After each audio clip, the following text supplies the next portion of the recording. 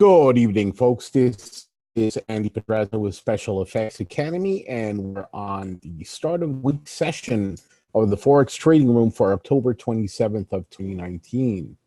We're going to be going through our usual agenda. I'll look at the week's results, our currency strength meter for the last 7 and 30 days, any fundamental announcements we have on the calendar for this week, a look at the major pairs on the daily charts, any setups we see in progress, and a few words in conclusion. We'll start off by looking. There's not a whole lot of change on the face of it on the long-term account. We're pretty much at the same level we were last week. However, the open trades, all three of them are carrying significant open profit. Well, more significant on the USD CAD. That one has been a real mover, and we're carrying upwards of 500 pips adjusted on that one trade. The 2 pound trades, pound dollar and pound JPY, are carrying about 100 pips of profit each. But this week that just ended, we did not close or open any new trades on this account. So lack of activity. But as I said, we are carrying a nice chunk of open profit on these 3 trades. And of course, we'll be looking for more opportunities for long-term trades as we go through the week. Intermediate term account, slight drawdown as we closed a few, at least a couple of trades that went against us. A few went in our favor as well. So a very small downtick. However, with the long-term account, we are carrying open profit at this time. So that does offset that somewhat. But of course, open profit cannot be tabulated until we close out the trade. So the account is still pretty healthy. We're up almost 40% for the year after having a steep drawdown of about 10% in the last about 2 weeks or 3 weeks ago. But again, this is normal. Trading is never all in one direction. We will be moving up and down in waves, and so far all our waves are coming in higher than the previous one, so we are accumulating profit on this account as well. The short-term account, one that is lackluster right now, the week was almost perfectly flat. We had a drawdown of about 0.5 percentage point on the account balance.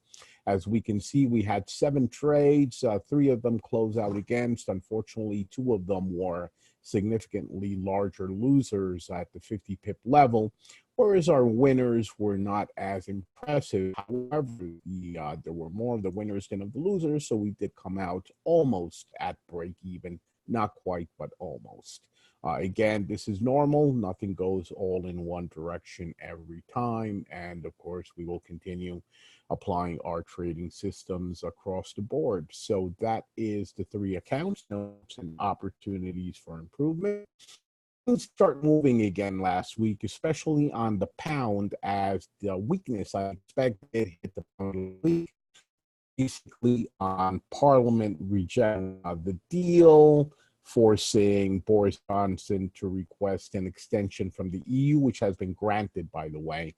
So the EU has granted an extension, and for the first time, they did not put a deadline on the extension. So basically, the EU is saying we're done playing this game where you ask for extensions every 3 months. Here you go. Here's an open-ended extension. Take it into your 3,000 if you want. We don't care. Figure it out and then call it something that we can actually work with.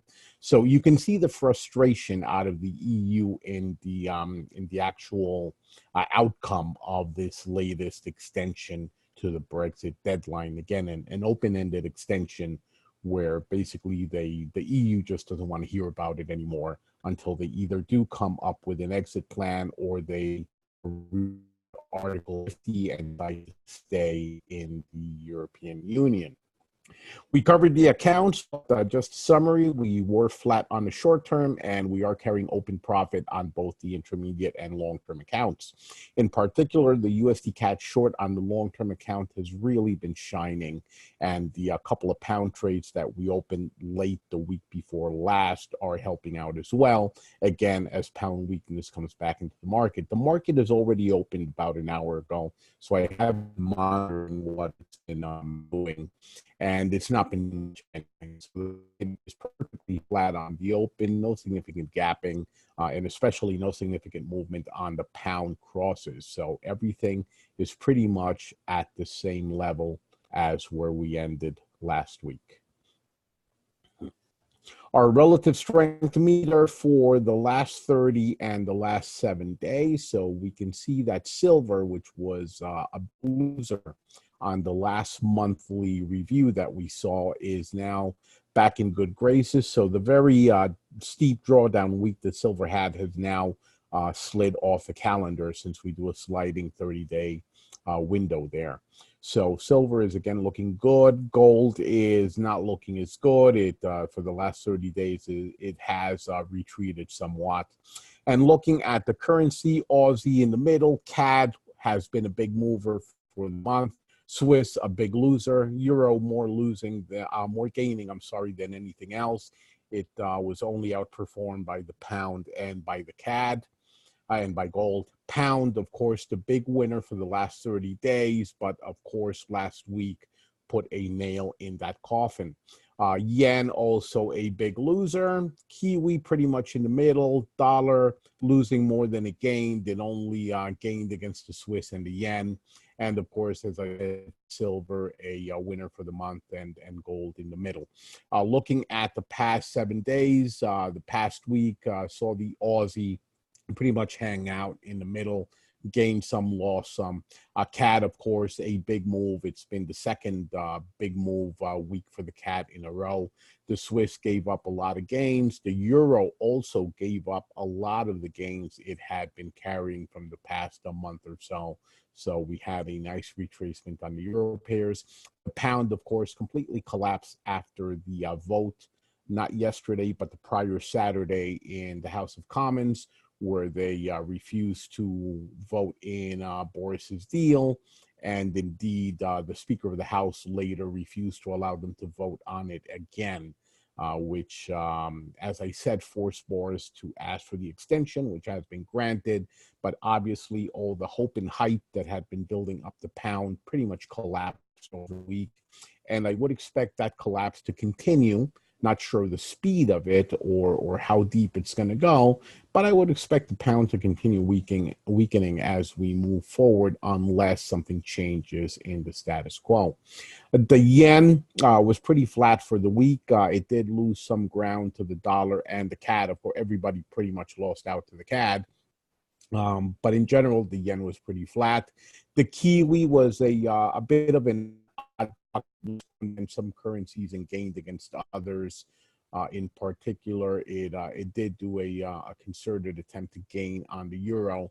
It didn't gain by much, but it did gain nonetheless. We're waiting for the Euro New Zealand specifically to turn around so we can attempt to trade it towards the bottom again. The dollar staged a bit of a recovery, as we'll see in the charts when we move up. Silver had a brilliant week. We can see that dark blue color on silver. So that one column really is responsible for the 4% volatility that we had for the weekend. Gold performed well, but not as well as silver.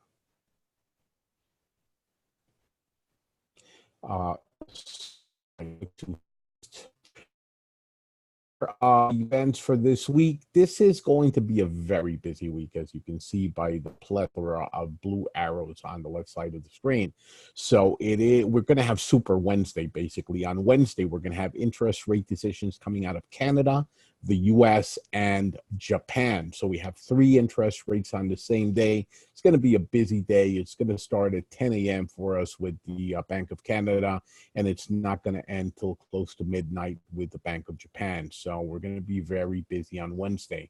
If you have any plans for Wednesday, you can start canceling. Be stuck to our trading. And then, of course, we have, besides Super Wednesday, we're going to be having our regular festivities for the first Friday of the month. Friday is the 1st of November, and we're going to be having the U.S. labor report coming out, the non-farm payroll. So that is always an event on the calendar for us. So we'll be trading that one live as well. So all in all, we have 6 different events we'll be trading live on Wednesday, and some of these will merge into each other. I may not necessarily close and open bridges. I'll pause the bridge for a while, and then we can reconvene, but we'll see. I haven't figured out the calendar yet, but I will by the time I send our email summary out later tonight. So busy week, be prepared for it. And with that, we'll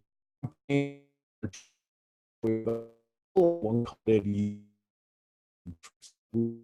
has hit an outer trend line, and for the past 3 weeks or so has been basically tracking that trend line, making its way slowly back up, but with no significant speed or depth at all. So it is tracking up, but very slowly. And in essence, we can say that the price of oil has started getting trapped into a sideways, a rather wide, $10 wide, from 50 all the way up to 60, probably up to 61. So $11, and it is towards the bottom of that range right now and trying to make its way up. So we'll see how far up it goes, if that channel holds, and what may come of it. Of course, oil getting higher in price is going to, in theory, benefit the Canadian dollar. So that is to our benefit as well. As I mentioned, the euro itself lost a lot of ground last week, so it gave up at least 2/3 of its gains from the prior week, and it is still heading down. It has hit the top of the Ichimoku cloud, so that will be acting as support, but it has broken the trend line. So we'll have to see how it kicks off the week, and I'm eagerly waiting for that because I do want to trade this one back down, but we'll have to see how it kicks off. Pound dollar.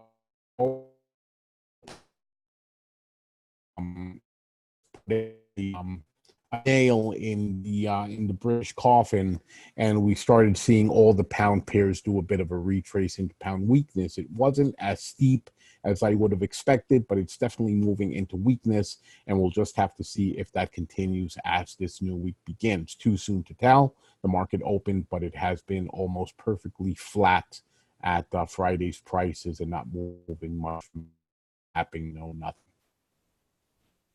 USD/JPY, the yen was pretty flat for the week, and we can see that here it did have an upward bias, so it did start going up towards resistance, but never quite made it there, and it is more flat than bullish. We're waiting, of course, to see what the next move is going to be.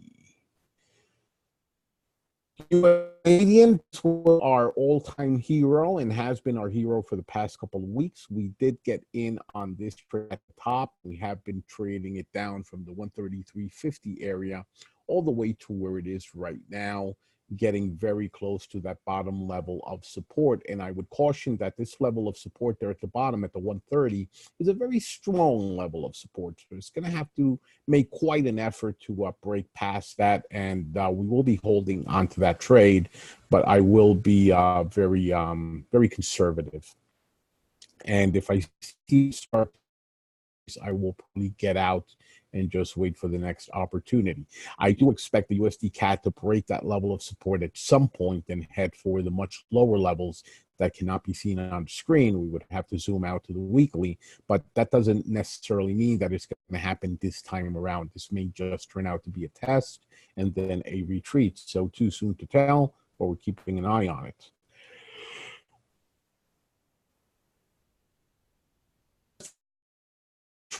The bit of sideways channel as well, and pretty much hit the top of that channel on Friday and retreated almost immediately. So we'll have to see if, as the week begins, it does break above resistance, in which case we will be going long again. We traded USD Swiss up very successfully last week on the short-term account. That was our big winner. We'll have to see if we can continue that, but there's an equal chance that it will bounce again. So we'll have to keep an eye on that. Aussie dollar also hit resistance at the very beginning of last week and started heading down, ending the week very close to the trend line. So it is at a key pivot point where it could go in either direction, and of course we will wait for the week to properly kick off to see which way it does go. Kiwi dollar started the level of support on the way down and is about to come out of the bottom of the Ichimoku cloud. So technically it is giving us a short signal and we will take it at some point, but I want to let the week begin before we do that. But officially we are bearish on the Kiwi dollar yet again.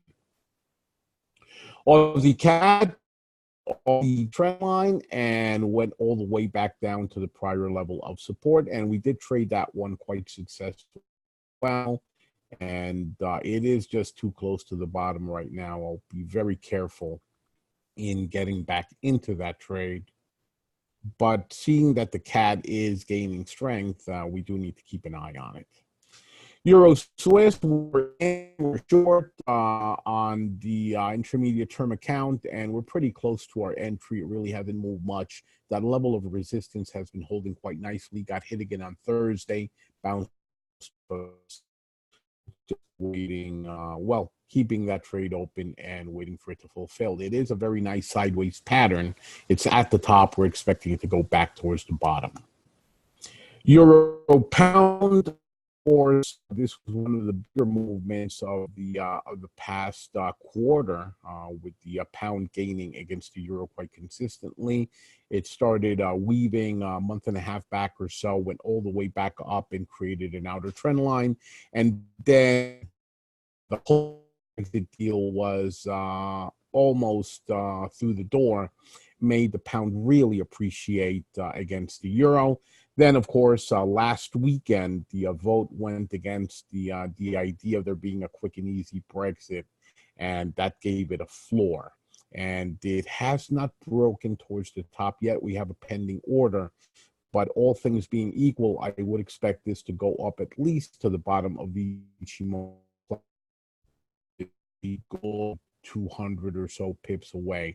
There's going to be opportunities on this one. We already have a pending order for when it breaks resistance and heads up, so we'll just wait on that. Euro JPY seems to have found some phantom level of resistance just below that trend line. Did a U-turn. It is making its way down. I think we traded this one as well, or we may even have an open trade. I forget. But I would be extremely bearish on this one and expecting it to head towards the bottom yet again. So we'll keep an eye on that.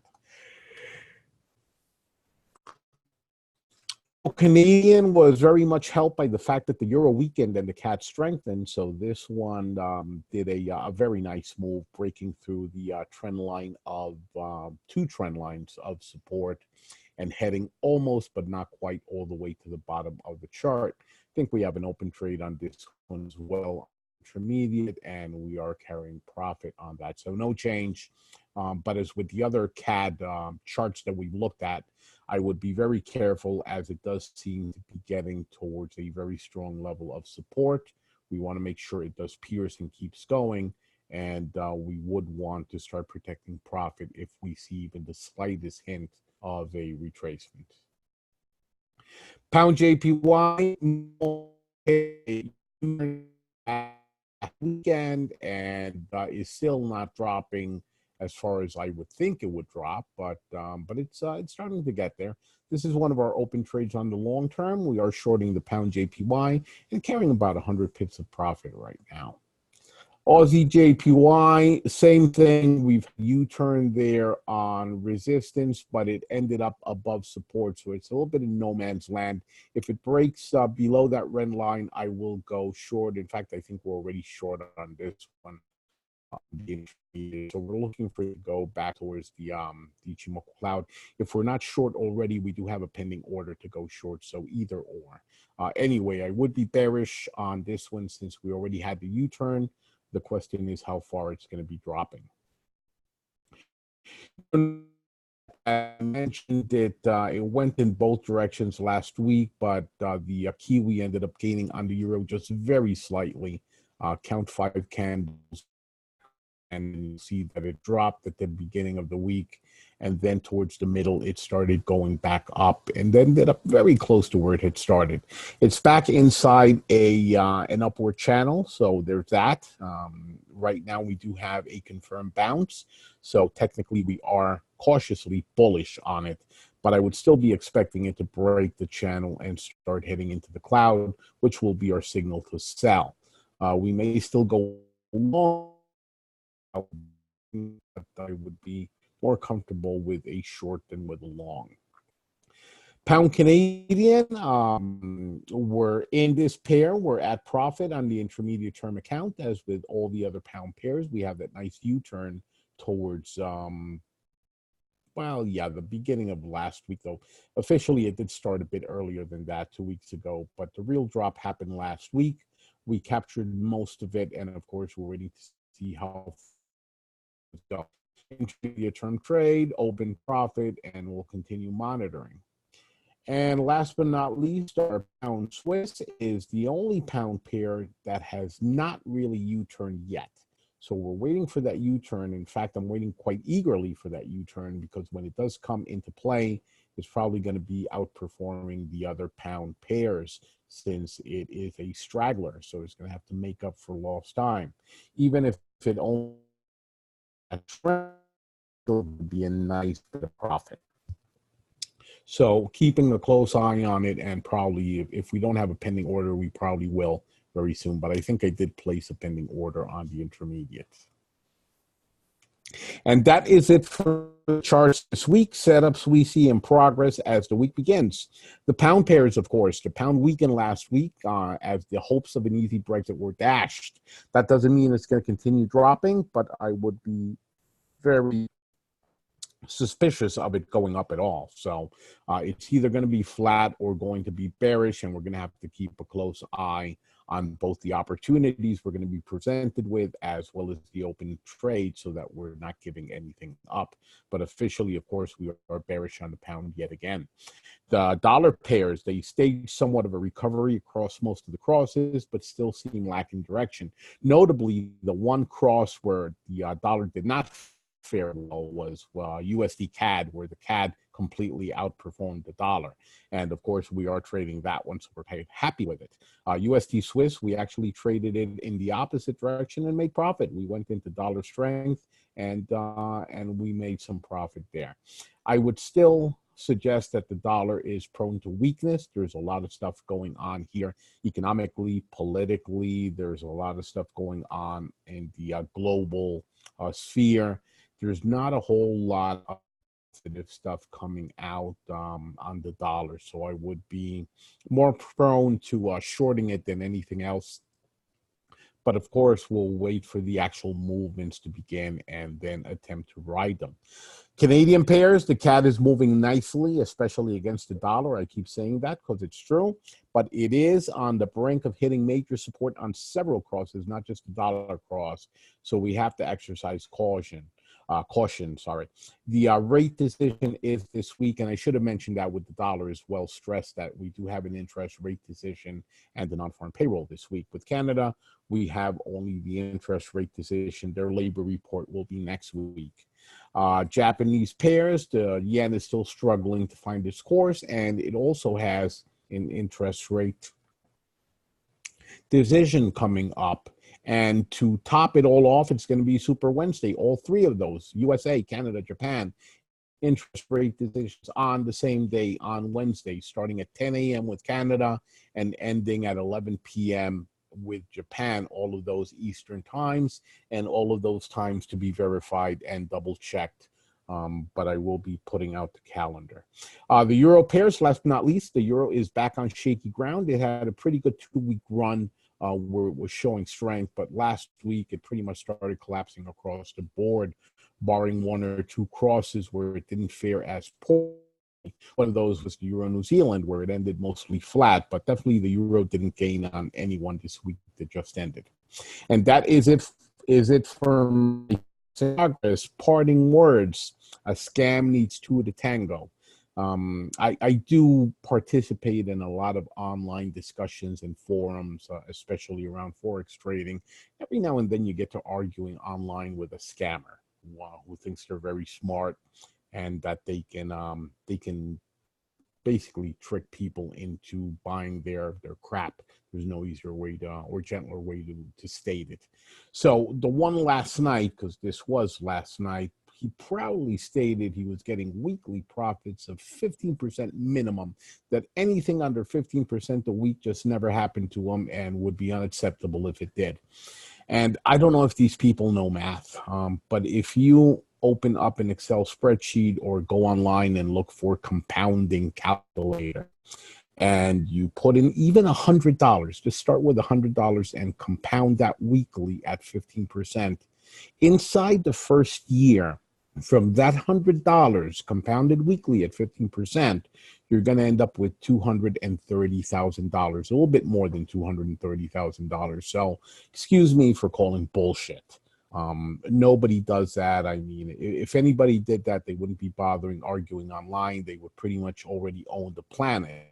Because if you continue with those 230,000 that you made the first year and continue compounding at 15% for a second year, then by the end of that second year, you pretty much own all the money on the planet, and Bill Gates and Warren Buffett would be knocking at your door asking for a loan. So I'm sorry that's just not the way it works. But the funny thing was that he didn't understand why it wasn't possible. So these scammers don't know math, but the sadder thing is that the people they're targeting apparently don't know math either, because this just, on the face of it, you don't even need to open up an Excel calculator.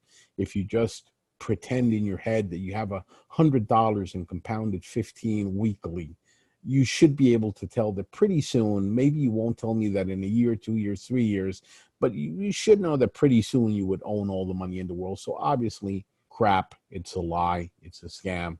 But it just amazes me that these people still manage to sell their products and dupe a good amount of the people that encounter them. I try to call them out on it online every time I find one, but hey, I can't catch all of them. So be aware of that. I mean, that there's no reason. You guys know math, and I try to vet the people I let in, so that the get rich quick mentality folks are not let in the door at all. But come on, common sense, guys.